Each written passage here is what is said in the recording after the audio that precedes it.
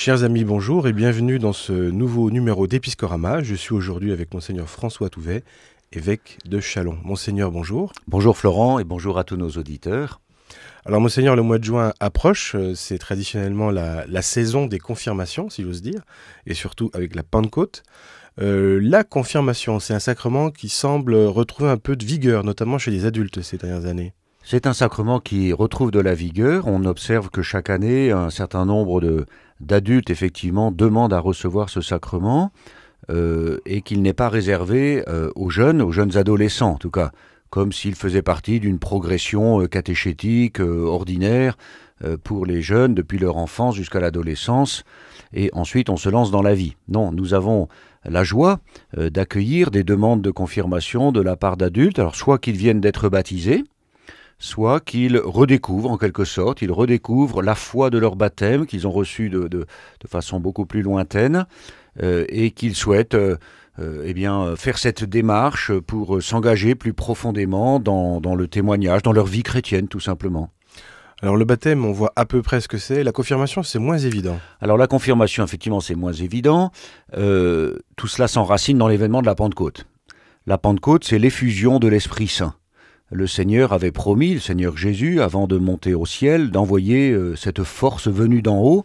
Il l'avait promise à ses apôtres, et voilà que le jour de la Pentecôte, les apôtres, alors qu'ils sont enfermés parce qu'ils ont peur des Juifs, ils ont peur qu'il leur arrive la même chose qu'à Jésus finalement, les voilà traversés par ce grand vent et qui les fait sortir de leur torpeur, de leur timidité, de leur fragilité, et ils se mettent à proclamer les merveilles de Dieu.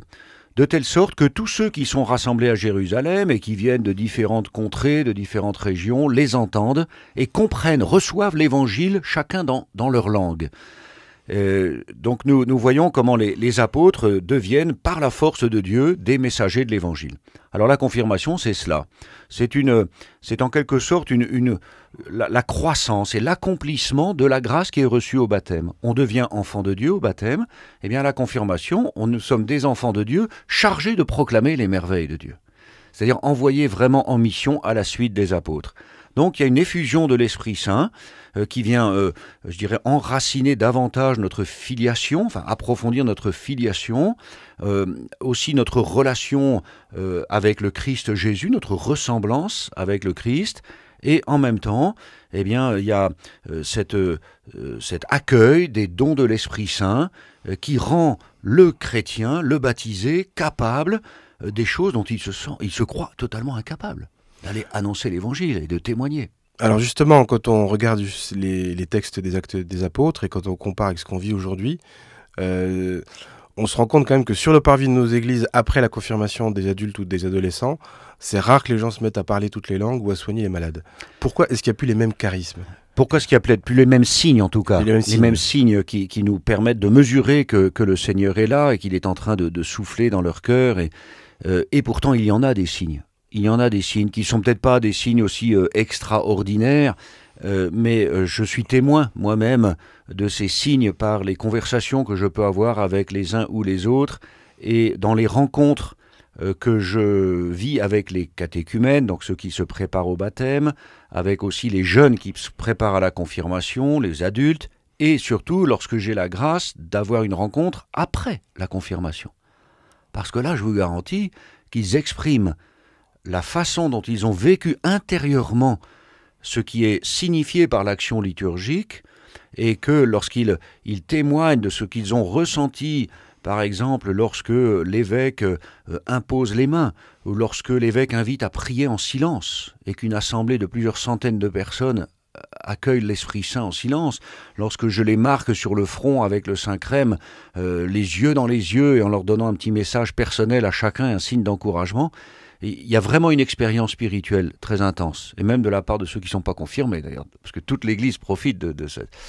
Et puis ensuite, eh bien, nous sommes témoins de cet engagement, de cette sorte d'acquisition d'une liberté, d'une spontanéité, d'une audace. Les Actes des Apôtres, le livre des Actes parle de l'audace des apôtres. Je crois que c'est cela dont moi je suis témoin aujourd'hui. Peut-être pas des guérisons spectaculaires ou des choses absolument tout à fait étonnantes, mais vraiment une audace dans le monde d'aujourd'hui de la part de chrétiens qui redécouvrent leur foi et qui se lancent dans la grande aventure. Alors, en poussant un petit peu les choses, on va dire que quelqu'un qui est baptisé, confirmé dans sa jeunesse et qui ensuite mène sa vie d'adulte, à moins d'un scandale public, on ne sait pas trop ce qu'il vit.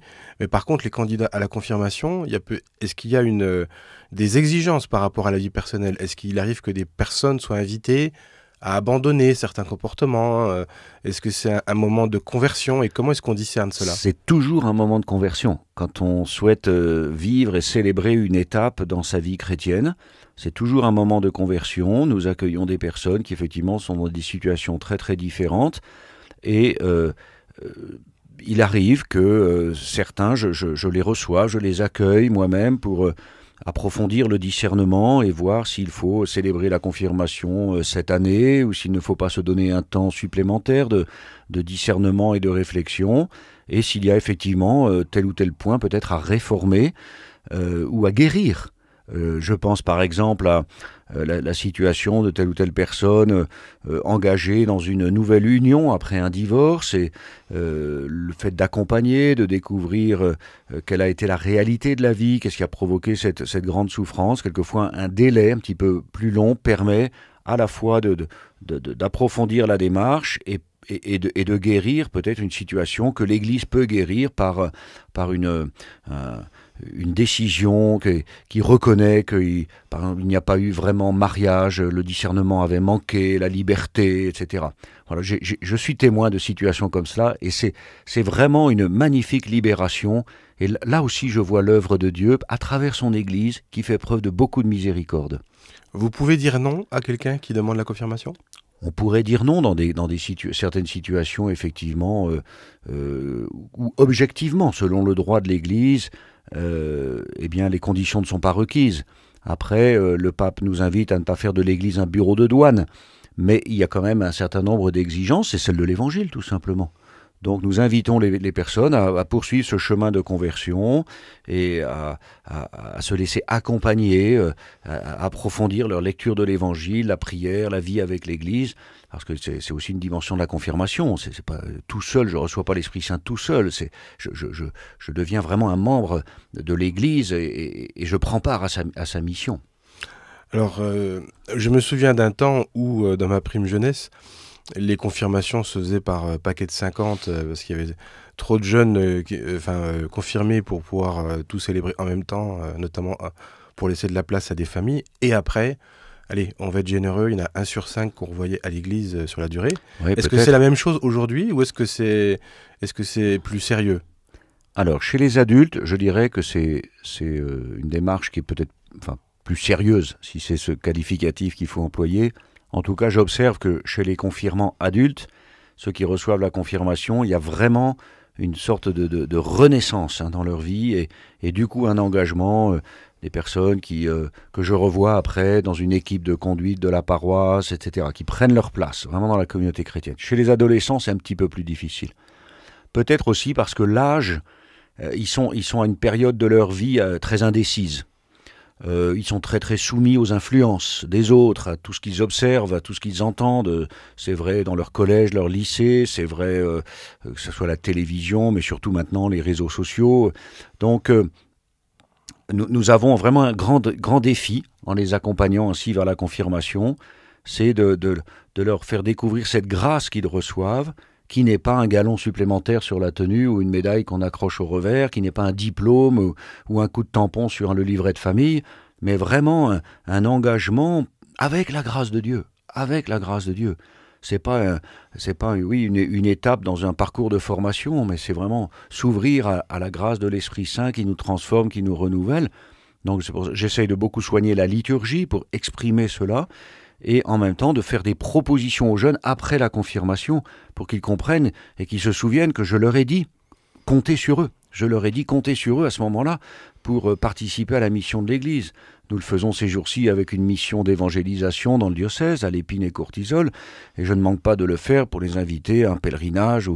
Voilà. Mais c'est un défi plus grand et je m'interroge sur l'âge auquel d'ailleurs nous devrions proposer la confirmation. J'ai soumis cette question dans la grande consultation diocésaine. en me faisant cette réflexion, mais finalement, on fait faire la profession de foi à des jeunes qui n'ont pas reçu l'effusion de l'Esprit Saint dans la confirmation. Est-ce qu'il ne vaudrait pas mieux leur proposer d'abord l'effusion de l'Esprit Saint dans la confirmation pour les rendre forts et leur permettre de faire une profession de foi qui soit vraiment une profession de foi? Et pour ce qui est, dans les 2 minutes qui restent, de l'accueil des confirmés, quelqu'un qui est confirmé adulte, il rejoint les rangs, il n'y a rien de plus, qu'est-ce qu'on fait pour eux? Alors il est un chrétien parmi les autres, hein, bien sûr, mais je crois que la communauté locale doit être avec un soin tout particulier, comme on le fait pour les néophytes. Je crois que le problème est accru pour les néophytes, c'est-à-dire ceux qui viennent d'être baptisés. La difficulté, toujours, c'est vraiment l'insertion dans la communauté chrétienne. On se réjouit d'avoir des adultes qui demandent le baptême. C'est vrai que souvent, ils sont dans des situations familiales, etc. Ils viennent de réalités sociales ou familiales un petit peu difficiles, avec des souffrances, des blessures. Donc, les communautés doivent les accueillir. Pour les confirmer, les confirmer adultes, donc c'est un peu plus simple, mais c'est un vrai défi que nous devons avoir, comme nous devons l'avoir pour les gens de passage, les touristes, les étrangers qui viennent et qui arrivent parce qu'ils sont en vacances ou parce qu'ils sont en exil, les accueillir dans nos communautés. Et le peuple de Dieu, il est un. C'est la foi que nous avons en commun, c'est pas le fait de parler telle ou telle langue ou d'être jeune ou plus ancien. Alors parmi nos auditeurs, certains n'ont peut-être pas fait leur confirmation, pour des raisons X ou Y, des fois c'est juste un déménagement. Quel message, pour finir, peut-on leur délivrer? Je ne cesse de lancer ce message, cet appel, en tout cas, à tous les adultes que je rencontre, les parents des jeunes confirmants, les parrains, marraines, ils le sont normalement, mais des adultes que je rencontre dans les paroisses, il n'y a pas d'âge. Il n'y a pas d'âge et vraiment je vous invite très cordialement les uns les autres, si vous n'êtes pas confirmés, si vous n'avez pas reçu cette force de l'Esprit Saint, eh bien faites-en la demande à votre paroisse ou à l'évêché ou dans telle ou telle équipe de votre mouvement pour vous préparer, recevoir le Saint-Esprit et vous verrez, je vous le promets, votre vie sera totalement renouvelée. Et pour tous les autres, donc rendez-vous quand pour les confirmations d'adultes? Alors la confirmation d'adultes sera célébrée ce dimanche de Pentecôte, le 9 juin, à la cathédrale à 10h30, pendant la messe de la Pentecôte. Et donc tout le monde est invité, bien sûr, c'est une grande fête pour toute l'Église, et nous pouvons entourer une trentaine d'adultes qui va recevoir la confirmation.